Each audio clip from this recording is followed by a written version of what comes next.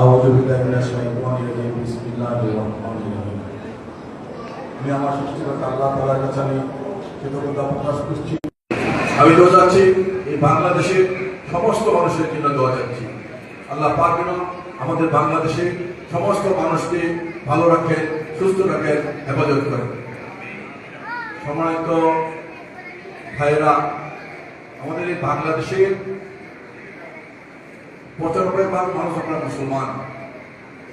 আমরা আমাদের ঈমানকে সামনে রেখে আমরা এগিয়ে যাব।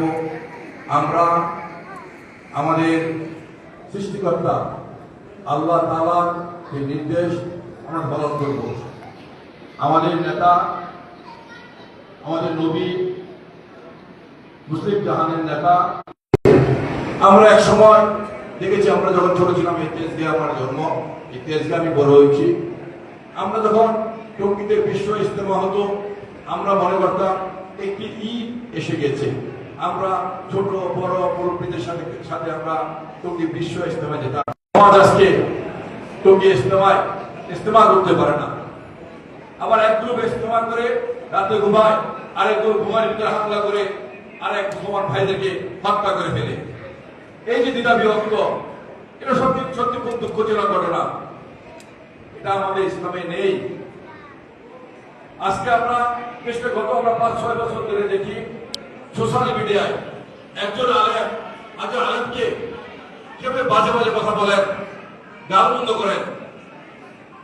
এটা কিন্তু আগে ছিল না আমাদের দেশে। দ্বিধা ব্যক্ত করার চেষ্টা করছে, ইসলামের মৌলবাদকে আজকে দ্বিধা ব্যক্ত করছে। আজকে সবার কাছে আহ্বান থাকবে, আসুন আমরা সবাই মিলে ইসলামী মূল্যবোধকে অটুট রাখি।